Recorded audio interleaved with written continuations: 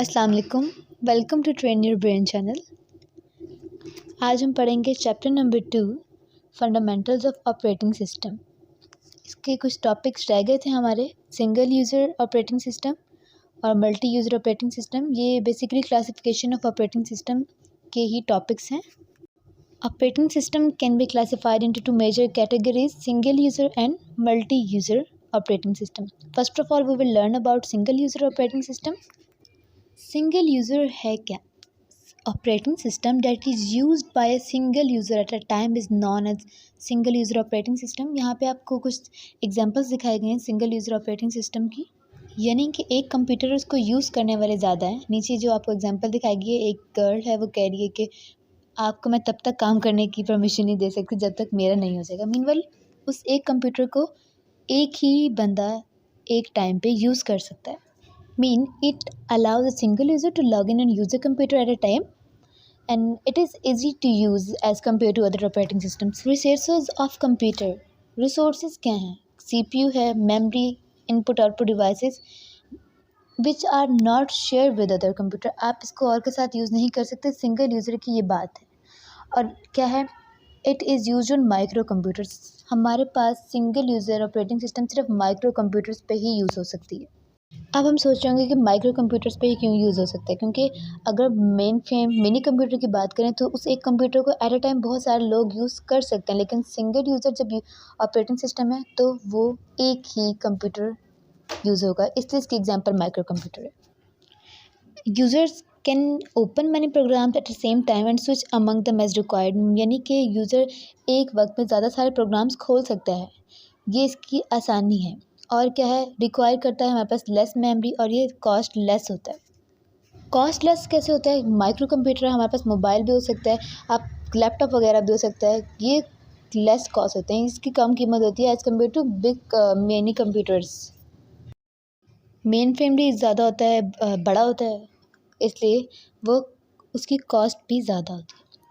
उसके बाद हम कुछ पढ़ेंगे इसकी एग्जांपल्स हैं हमारे पास सिंगल यूज़र ऑपरेटिंग सिस्टम की, DOS, window 95, window XP, window 7। इसके बाद हम पढ़ेंगे मल्टी यूज़र ऑपरेटिंग सिस्टम। और मल्टी यूज़र क्या है? मल्टी यूज़र क्या है? उस एक कंप्यूटर को एक सर्वर से अटैच होगा या कुछ भी, उसको एक से ज़्यादा लोग यूज़ कर सकते हैं। Meanwhile operating system that allows many user to use a computer at the same time is known as multi user operating system. It allows many users to log in to a single big computer and run different programs at the same time, यानी कि ज़्यादा सारे लोग इकट्ठे login कर सकते हैं एक सिंगल सिर्फ कंप्यूटर को, लेकिन वो बिग कंप्यूटर होगा, उसके ऊपर ज़्यादा सारे लोग लॉगिन कर लेते हैं और रन करते हैं different programs at a time. उसके बाद क्या है? It share the resources of the computer with other users over the network. जो हमारे पास था सिंगल कंप्यूटर, उसमें हम रिसोर्सेज शेयर नहीं कर सकते थे, क्योंकि यूज़र ही एक होता था। इसमें जब यूज़र ज़्यादा होते हैं तो हम क्या करते हैं, रिसोर्सेज को शेयर कर सकते हैं ओवर अ नेटवर्क के अंदर जितने हमारे पास यूज़र्स हैं उसके साथ हम अपने रिसोर्सेज को शेयर कर सकते हैं। ये किस पे यूज़ होता है? मिनी कंप्यूटर पे यूज़ होता है और मेन फ्रेम कंप्यूटर पे। Users can communicate with each other and share files. A person known as administrator is responsible for assigning and managing user names and password। इसके अंदर क्या होता है? हमारे पास एक बंदा होता है, वो एडमिनिस्ट्रेटर होता है, वो रिस्पॉन्सिबल होता है सबको यूज़र नेम और पासवर्ड असाइन करने के लिए, क्योंकि जब बड़ा नेटवर्क होगा, कोई एक उसमें ऐसा होगा, जब कोई नया उसमें ऐड होगा उस नेटवर्क में तो उसको पासवर्ड यूज़र नेम असाइन करेगा, क्योंकि बड़ा नेटवर्क उसको चलाने के लिए इन चीज़ों को ख्याल में रखा जाता है। इसके लिए क्या है? It require the powerful CPU, large memory and large hard drive. It support multiple programming and share and time sharing. इसके कुछ एग्जांपल्स हैं, वो हैं Windows NT, Unix and Linux are popular multi user operating system. आगे आपके साथ कुछ examples आएंगे, ये देखें, ये क्या है? 5 यूज़र्स हैं और वो सिर्फ एक सर्वर से कनेक्ट हैं, उन्होंने नेटवर्क बनाया हुआ है। ये क्या है? हमारे पास मल्टी यूज़र ऑपरेटिंग सिस्टम को शो कर रहे हैं। ये हमारे पास डिफरेंस है सिंगल यूज़र ऑपरेटिंग सिस्टम और मल्टी यूज़र का। A type of operating system that provides facilities to only one user at a time, single user. But in multi-user, a type of operating system that provides resources and services to multiple users at a time. Single user क्या है? Single users single task operating system and single user multitask operating system are two types. और जो multiple user है उसमें है time sharing operating system और distributed OS, ये इसकी कुछ टाइप्स हैं. सिंगल यूज़र क्या है, सिंपल होता है, सिंपल यूज़ करते हैं हम उसको, आसानी से यूज़ होता है. लेकिन मल्टी यूज़र कम्प्लेक्स होता है, उसको मैनेज करना भी मुश्किल होता है. सिंगल यूज़र के एग्जांपल्स विंडोज़, एप्पल, मैक और उसकी यूनिक्स एंड लिनक्स. अब क्या है, what are the types of operating system. So our next topic is what are the types of operating system. Previously, we have discussed about the classification of operating system, but now we have to discuss about the types of operating system. Basically, there are three types of operating system.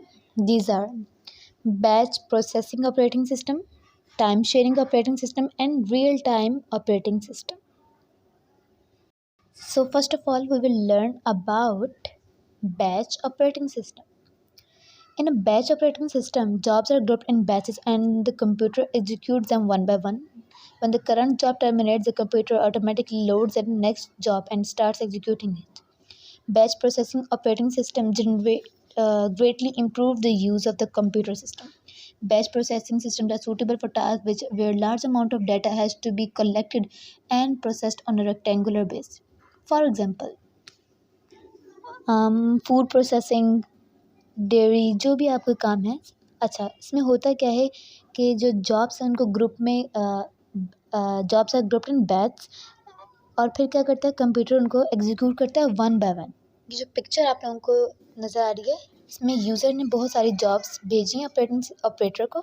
Operator ने उसको दो groups में divide किया, यानी batch में उसको job देखें क्या किया है, डिवाइड किया और फिर उसको कंप्यूटर के पास भेजा है ताकि वो उसको एग्जीक्यूट कर सके.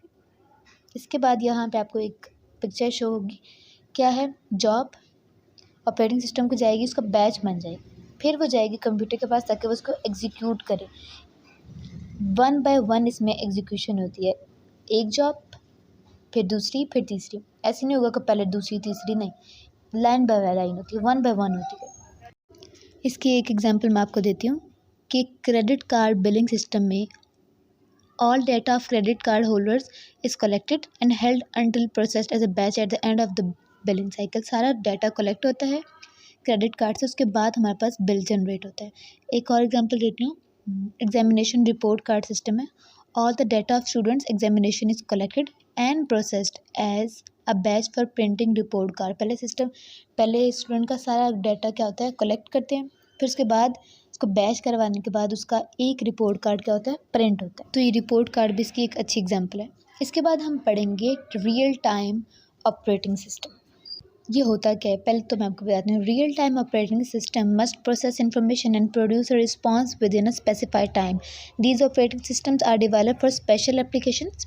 These are used to control industrial processes such as oil refining. Real-time operating systems are used to supply immediate response within a limited time.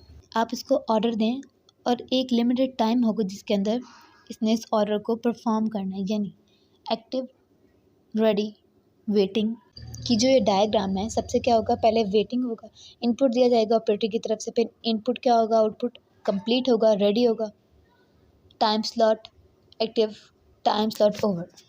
कि एक टाइम होगा उसके अंदर ही आपने ऑपरेशन को परफॉर्म करना है. एग्जांपल्स मैं आपको देती हूँ.